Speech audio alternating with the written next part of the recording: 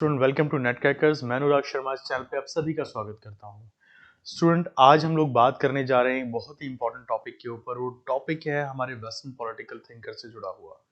पिछले 10 सालों की अगर मैं बात करूं तो जब भी हम यूजीसी नेट के एग्जाम को देखते हैं, even since I start teaching in the last 8-9 years, ये टॉपिक्स हमेशा से यूजीसी नेट के एग्जाम में कंटिन्यूसली जुड़ा रहता है। और वो है जो राइटिंग्स हैं थिंकर्स की, उनके क्रोनोलॉजिकल ऑर्डर पूछे जाते हैं या फिर किसी राइटिंग का नाम देके पूछा जाता है कि ये राइटिंग किसके द्वारा लिखी गई। और ऐसे में बहुत बार ऐसा होता है कि जब आप थिंकर्स को पढ़ रहे हैं, उनके आइडियाज़, उनकी आइडियोलॉजीज को पढ़ रहे हैं, तो वो इम्पोर्टेंट पॉइंट कि एक्चुअली ये आइडियाज़ किस बुक के अंदर लिखे हैं या कहाँ से आए हैं, वो आपके दिमाग से स्किप कर जाता है। आप राइटिंग्स को भूल जाते हैं। हमने इंडियन पॉलिटिकल थॉट को जब डिस्कस किया था तो हमने देखा किस तरह से बी आर अम्बेडकर जैसे थिंकर्स के साथ 15 प्लस बुक्स जुड़ी हुई हैं। इसी तरह हर थिंकर के साथ 5 to 6 बुक्स मिनिमम है। ऐसे में वेस्टर्न पॉलिटिकल थॉट्स में भी थिंकर्स की जो राइटिंग्स हैं वो बहुत इंपॉर्टेंट हो जाती हैं। और कई बार उनकी क्रोनोलॉजी कि पहले कौन सी आई, दूसरी बुक कब आई, तीसरी कब आई, ये भी बहुत इंपॉर्टेंट हो जाता है। तो आज हम इसी टॉपिक को डिस्कस करने जा रहे हैं। इसी के साथ आप लोगों के लिए एक बहुत इंपॉर्टेंट इंफॉर्मेशन, और वो ये है कि अगर आप प्लान कर रहे हैं जून 2024 का यूजीसी नेट एग्जाम देना, तो ऐसे में नेट क्रैकर्स लेके आए अपने ऑफलाइन बैचेस को, जो 1 जनवरी मंडे से दिल्ली में स्टार्ट होने जा रहे हैं। अगर आप भी इन बैचेस के साथ जुड़ना चाहते हैं और जून का एग्जाम क्वालिफाई करके अपने सपने पूरा करना चाहते हैं, तो आप नेट क्रैकर्स के साथ जुड़ सकते हैं। हमारे नंबर्स यहाँ पर प्रोवाइड किए गए हैं, साथ ही नीचे डिस्क्रिप्शन में भी हमारे नंबर्स हैं। आप हमें कॉल्स करके सारी डिटेल्स ले सकते हैं और साथ ही आप हमारे साथ जुड़ सकते हैं थ्रू दी ऑफलाइन क्लासेस, या फिर आप हमें ऑनलाइन भी ज्वाइन कर सकते हैं for the June 2024 exam. And along with that you can also order the postal material which is available in Hindi and English both language। तो स्टूडेंट, स्टार्ट करते हैं अपने टॉपिक के साथ। और हमारा टॉपिक है वेस्टर्न पॉलिटिकल थॉट। और जब हम वेस्टर्न पॉलिटिकल थॉट की बात करेंगे तो सबसे इंपॉर्टेंट थिंकर्स हमारे जो हैं, उसमें सबसे फर्स्ट थिंकर आते हैं प्लेटो। प्लेटो की जब भी बात की जाती है तो प्लेटो के साथ बहुत सारी राइटिंग्स जुड़ी हुई हैं। एक रफ आइडिया अगर मैं आपको दूं तो कहा जाता है कि 72 के अप्रोक्स राइटिंग्स प्लेटो ने लिखी थी, जिसमें से 58 अवेलेबल हैं। अब यहाँ पर यह समझना जरूरी है कि प्लेटो की ऐसी बहुत सारी राइटिंग्स हैं, ठीक है, जो वॉल्यूम्स में भी अवेलेबल हैं। तो कई राइटिंग्स ऐसी हैं जो एक्चुअली में नंबर में 58 तो हैं ये, बट वॉल्यूम्स को अगर मैं मिलाऊं तो दैट इज अप्रॉक्स 78। जैसे रिपब्लिका की अगर बात की जाए तो 11 वॉल्यूम्स में दैट इज अवेलेबल। तो यहाँ पर ये सारी राइटिंग्स वन बाय वन हम डिस्कस करेंगे। सबसे पहले है अपोलॉजी, बहुत इंपॉर्टेंट राइटिंग मानी जाती है प्लेटो की, ठीक है। अपोलॉजी बेसिकली लिखी गई थी सोक्रेटिस का जो ट्रायल चला था उसको लेकर। इसके अलावा Charmides, Laches, Lysis, Euthyphro, Gorgias, Meno, Phaedo, Symposium, Republica, Timaeus, ये कुछ इंपॉर्टेंट राइटिंग है प्लेटो की। यहाँ पर अब इनकी क्रोनोलॉजी और डेट देख लेते हैं, ठीक है। यहाँ पर क्रोनोलॉजी हमारे लिए पढ़ना ज़रूरी है। और साथ ही कुछ बच्चों ने मुझे व्हाट्सएप पे मैसेज किया था कि सर इसके पीडीएफ्स हमें मिल सकते हैं क्या। तो मैंने कल एक वीडियो में डिस्कस किया था इन पॉइंट्स को। इसके अलावा जब हमने इंडियन पॉलिटिकल थिंकर्स की जो राइटिंग है उसको डिस्कस किया था, तो वहाँ पर भी मैंने मेंशन किया था कि आप हमारे टेलीग्राम को ज्वाइन कर सकते हैं, जहाँ पर आपको ये पीडीएफ्स अवेलेबल हो जाएंगी और इन पीडीएफ्स की गो थ्रू आप इजिली हो सकते हैं। तो यहाँ पर प्लेटो की जो राइटिंग्स हैं उनको हम देख लेते हैं। ईयर्स यहाँ पर मेंशन है, ठीक है। अपोलॉजी 399 बीसी के आसपास लिखी गई थी। क्रीटो 399 बीसी के आसपास। यूथ्रोफो 399 बीसी अगेन। फेडो 389 से लेके 387 बीसी के अप्रोक्स। Symposium again 385। फिरिडस 370 के आसपास। पिरामिडिस अप्रोक्सीमेटली 360 से लेके 355 बीसी के आसपास लिखी गई। इसके अलावा यहाँ देखिए सोफिस्ट जो है, सोफिस्ट एक प्लेटो की ऐसी राइटिंग है जिसको मैंने कई बार यहाँ पर डिस्कशन में लिया है। उसका एक बड़ा रीजन ये है कि प्लेटो जब सोफिस्ट लिखते हैं तो सोफिस्ट जो इनकी राइटिंग है ये जुड़ी हुई है इनके एजुकेशन के स्ट्रक्चर के साथ। उस समय ग्रीस के अंदर, ग्रीक सभ्यता के अंदर, वो लोग जो कि एजुकेशन डिलीवर करते थे, टीचर्स थे, उनको सोफिस्ट कहा जाता था बेसिकली। तो उससे रिलेटेड ये पूरी की पूरी राइटिंग है। इसके अलावा प्लेटो की स्टेट्समैन बहुत इंपॉर्टेंट राइटिंग मानी जाती है। टीमियस बहुत इंपॉर्टेंट राइटिंग मानी जाती है। लॉस प्लेटो की इंपॉर्टेंट राइटिंग के तौर पर देखी जाती है। गॉर्जियस इंपॉर्टेंट राइटिंग के तौर पर देखी जाती है। 380 से लेके 375 बीसी के बीच में लिखी गई है। प्रोटागोरस भी इंपॉर्टेंट राइटिंग्स में से एक ही मानी जाती है। तो ये प्लेटो की राइटिंग्स हैं विद द ईयर्स, अगर क्रोनोलॉजी भी पूछी जाती है आपसे तो। इसके बाद आते हैं एरिस्टोटल के ऊपर। Again Aristotle is one of the most important Greek political philosopher, known as the father of political science. On the other hand Plato is known as the father of political philosophy. ठीक है, ये एक difference है। प्लेटो को father of philosophy बोला जाता है, first feminist, first fascist बोला जाता है। ठीक है, वहीं पर एरिस्टोटल को हम फादर ऑफ पॉलिटिकल साइंस बोलते हैं। कैटेगरीज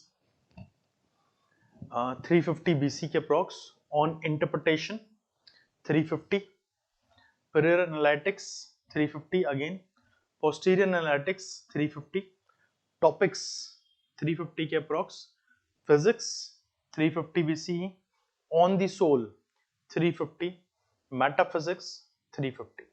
अब यहाँ देखिए कि एरिस्टोटल के साथ इंपॉर्टेंट पॉइंट ये है कि एरिस्टोटल ने सिर्फ और सिर्फ पॉलिटिक्स के ऊपर किताबें नहीं लिखी, उन्होंने बहुत चीज़ों पे किताबें लिखी, साइकोलॉजी, इस इवन तक कि ये पहले इंसान थे जिन्होंने एनिमल साइकोलॉजी के ऊपर भी राइटिंग लिखी थी, इसलिए इनको फादर ऑफ जूलॉजी भी कहा जाता है। ठीक है,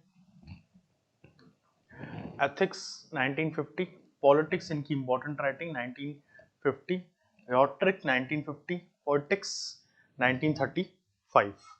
तो ये वो राइटिंग्स हैं जो एरिस्टोटल के द्वारा लिखी गई। डेट्स यहाँ पर मेंशन है, आप इनको नोट डाउन कर सकते हैं। पीडीएफ में सारी डिटेल्स भी आपको मिल जाएंगी साथ ही। ठीक है, इसके बाद आते हैं हम अपने अगले थिंकर के ऊपर, Niccolo Machiavelli.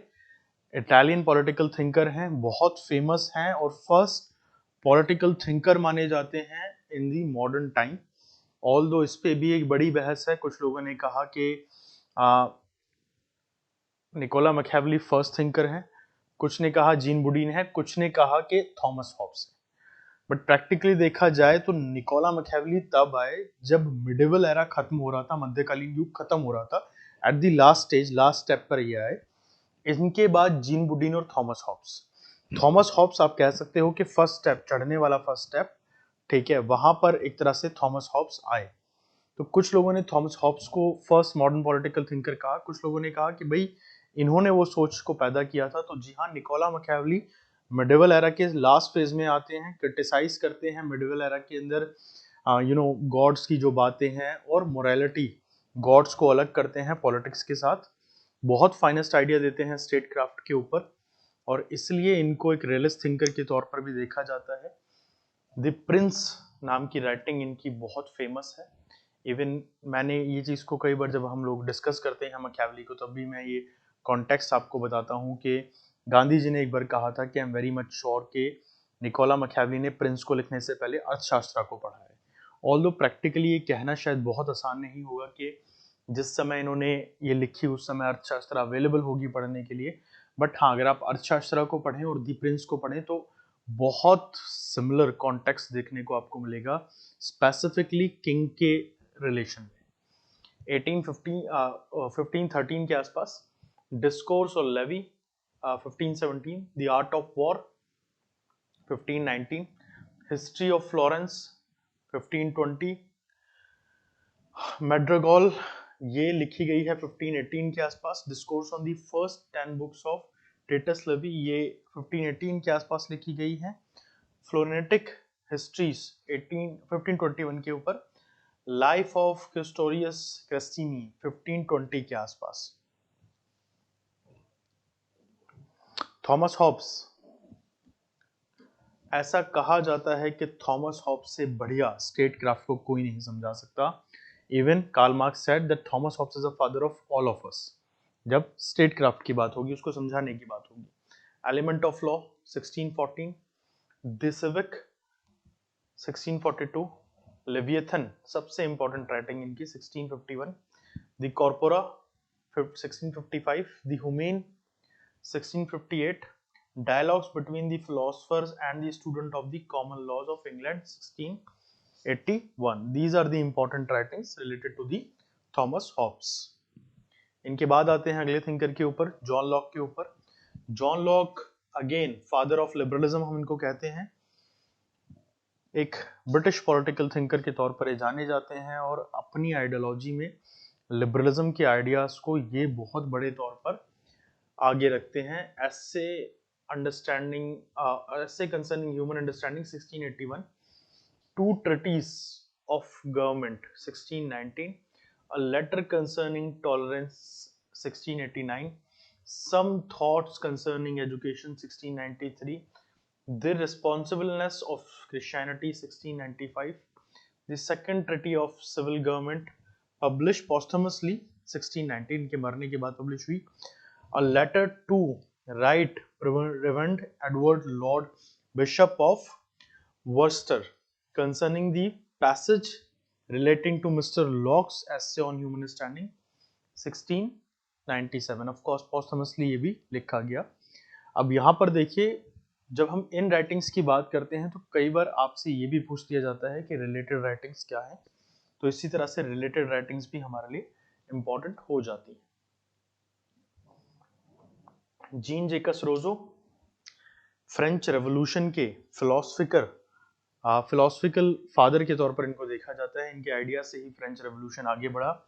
Discourse on the science and arts 1750, discourse on the origin of basic inequality among man 1754, social contract on the social contract और the principles of political right 1762, Emile और on education 1762, new Heloise 1761, confessions 1782 से 89 के बीच में, autobiography basically.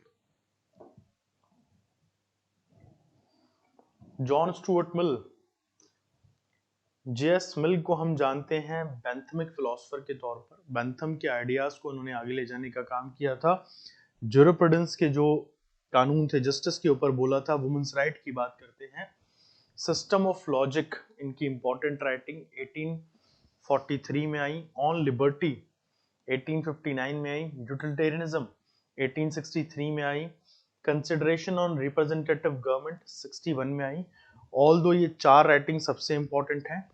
Utilitarianism 63 में आई, basically इसको revise किया गया था। ऑगस्टे कॉमेट एंड पॉजिटिविज्म 1865 में। दी सब्जेक्शन ऑन दी वुमन, ये ऑफ वुमन 1869 में आई। अगेन इंपॉर्टेंट राइटिंग है। वुमेन्स अपलिफ्टमेंट के लिए जो आइडियाज थे वो इसी राइटिंग में हमें देखने को मिलते हैं। George William Hegel, Hegel Germany से बिलोंग करते हैं और अपने मेटाफिजिकल आइडियाज की वजह से जाने जाते हैं। इसके अलावा मॉडर्न टाइम में इन्होंने आइडियलिज्म को जिस तरह से बढ़ाया, इनको कुछ लोगों ने मॉडर्न प्लेटो भी कहा। The differences between the Fichus and Schelling system of philosophy 1801, phenomenology of spirit इनकी सबसे important writing 1807, science of logic important writing 1812, encyclopedia of philosophical science again important writing 1870, philosophy of right 1820 के अंदर आई। lectures on philosophy of history 1822 में आई। lecture on aesthetics ये आई आपकी basically 1826 में।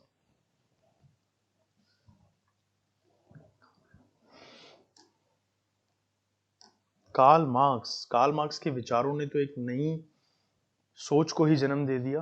Critics of Hegel, philosophy of right 1843, economy and philosophy, philosophical manuscript 1844, holy family 1845, German ideology 1845, thesis on Feuerbach 1845, poverty of philosophy important writing 1847, manifesto of communist party 1848 के अंदर आई। Capital volume 1867 के अंदर आई। Civil war in France 1871 के अंदर आई। These are the some important writings related to the Karl Marx. Antonio Gramsci again हमारे बहुत important thinker. Why he is important? Because इनके आइडियाज जो थे वो इसलिए जाने जाते हैं क्योंकि एंटोनियो ग्राम्स्की ने एग्जिस्टिंग मार्क्सिस्ट आइडियाज को एक नया रूप देने की कोशिश की, काफी प्रैक्टिकली समझाने की कोशिश किया। द न्यू ऑर्डर बेसिकली, और ले ऑर्डिन न्यूवो, ये इटालियन नाम है, 1819 में आई। सदर्न क्वेश्चन 1826 के अंदर आई। प्रिजन नोटबुक ये आई 1929 में। एक अच्छा एग्जाम्पल, यहाँ पे एग्जाम्पल कैसे रिलेट पॉइंट में आपको बताता हूँ। कहा जाता है कि जब ग्राम्स जेल में थे तो ये बीमार थे थोड़ा सा, तो ये वहाँ के गार्ड्स से पेपर्स मांगा करते थे और उन पेपर्स के ऊपर ये लिखा करते थे। अप्रोक्सीमेटली 3000 के आसपास पेपर्स इन्होंने लिख दिए थे, ठीक है। तो उसको कलेक्टिव वर्क्स को इकट्ठा करके इनको ये प्रिजन नोट्स बुक आई। लेटर फ्रॉम प्रिजन, ये बेसिकली प्रिजन नोटबुक से ही जुड़ा हुआ एक इनका पार्ट है। 1926 में पब्लिश्ड। माओ जेडोंग,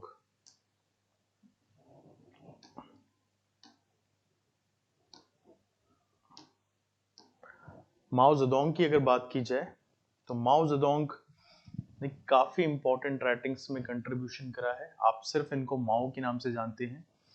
सबसे पहली अगर राइटिंग हम देखें तो report on investigation of the peasant movement in Hunan, sorry not human, Hunan 1927 के अंदर आई। That is a place in China. Analysis of classes in Chinese society 1926 के अंदर आई। On contradiction 1937, on practice 1937, on new democracy 1914, on guerrilla warfare 1937, on protected war 1948, question from the chairman Mao Tse tung 1946। आप quotations basically जो हैं वो जो इन्होंने अलग अलग पॉइंट कहे थे उनको कोटेशंस में कवर अप किया गया और रखा गया यहाँ पर।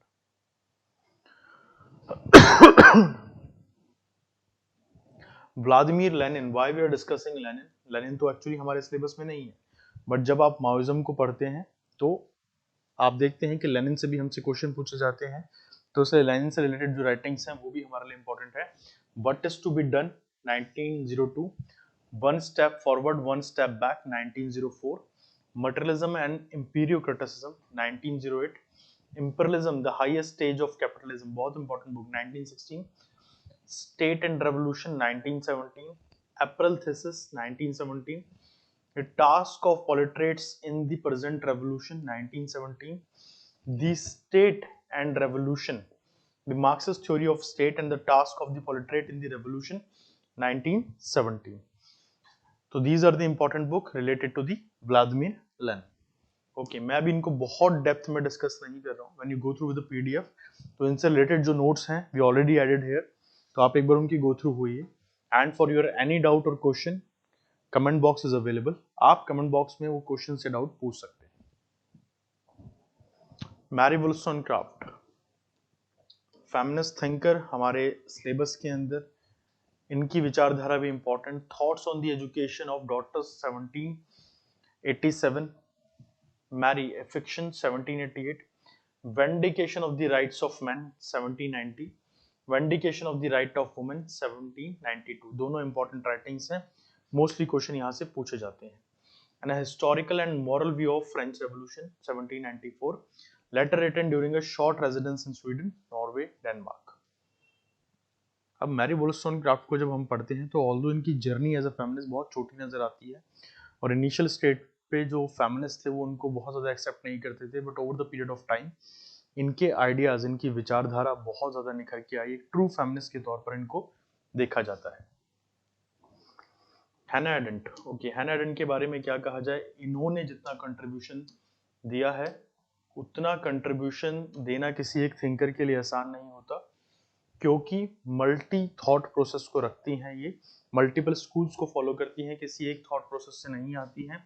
तो आप इनको राइटिस्ट या लेफ्टिस्ट नहीं कह सकते completely. Origin of the totalism, इनका खुद का जो एक्सपीरियंसेस थे as a Jews in Germany, उसको एक्सपीरियंस को बताती हैं। टोटलिटेरियन गवर्नमेंट जो है उनको समझाने की कोशिश करती हैं। ऑन ह्यूमन कंडीशन 1958 में पब्लिश होती है। Eichmann in Jerusalem, report on the penalty of evil 1963, सबसे ज्यादा कंट्रोवर्शियल बुक थी ये इनकी और इसी से ये बहुत ज्यादा फेमस हो गई थी। On revolution 1963, between past and future 8, exercise in political thought 61 के अंदर आती है। लाइफ ऑफ द माइंड ये पब्लिश होती है पोस्टह्यूमसली इनके मरने के बाद 1971 के अंदर। तो इसके अलावा भी हैना एरेंट की एक दो राइटिंग्स आपको देखने को मिलेंगी which are not very popular. इसके बाद आते हैं फैनन के ऊपर। हम एग्जाम में लगातार बहुत बार ये क्वेश्चन देख चुके हैं repeatedly. Black skin white mask, इनकी writing 1952, a dying colonialism 1959, wretched of the earth 61 के अंदर, toward the African revolution 64। These are some of the major work of Fanon. ये चार इंपॉर्टेंट राइटिंग्स जो हैं इनसे आपसे क्वेश्चन ज्यादा पूछे जाते हैं। ब्रिचड ऑफ द अर्थ पे क्वेश्चन आ चुका है, ब्लैक स्किन व्हाइट मास्क पे क्वेश्चन पूछा जा चुका है। जॉन रॉल्स की राइटिंग्स की जब बात की जाती है, थ्योरी ऑफ जस्टिस इनका सबसे इंपॉर्टेंट कंट्रीब्यूशन माना जाता है। 1971 में पब्लिश हुआ। पॉलिटिकल लिबरलिज्म की बात की जाए तो 1993 में पब्लिश हुई। लॉ ऑफ पीपल 1999 में। जस्टिस एज अ फेयरनेस ये 2001 के अंदर पब्लिश हुई। लास्ट आते हैं हमारे कन्फ्यूशस ने ऑल दो कोई भी राइटिंग नहीं लिखी, बट कन्फ्यूशस ने जो बोला उनके स्टूडेंट्स ने उसको कलेक्ट किया और एनालिटिक्स को तैयार किया। यही इनकी विचारधारा थी, यही इकलौती राइटिंग है जिससे पता चलता है कि कन्फ्यूशस की आइडियोलॉजी क्या थी या वो क्या बोलते थे। कॉन्ग क्वीन को कहा जाता है, इसका मतलब बेसिकली मास्टर ही होता है एक तरह से, अगर आप चाइनीज भाषा में देखें। So these are the important books which are related to the thinkers. हमने आज इनको क्रोनोलॉजिकल ऑर्डर में समझा, डेट वाइज देखा कब उनसी बुक कब आई। माइट पॉसिबल के इंटरनेट पे आपको कुछ डिफरेंसेस कुछ जगह पर नजर आए, but in best of my knowledge मैंने इनको एक तरह से आप कह सकते हैं समराइज किया है। पीडीएफ में इनसे रिलेटेड जो पॉइंट्स है राइटिंग से, जैसा कि आप इजीली नोटिस कर सकते हैं कि हर एक राइटिंग में मैंने उसका रेफरेंस भी लिखा है। ये पीडीएफ में अवेलेबल है, आप इसको पढ़ सकते हैं। इसके अलावा और इम्पोर्टेंट टॉपिक्स पे हम लोग वीडियो जल्दी देने वाले हैं, आप चैनल के साथ जुड़े रहिए। धन्यवाद दोस्तों।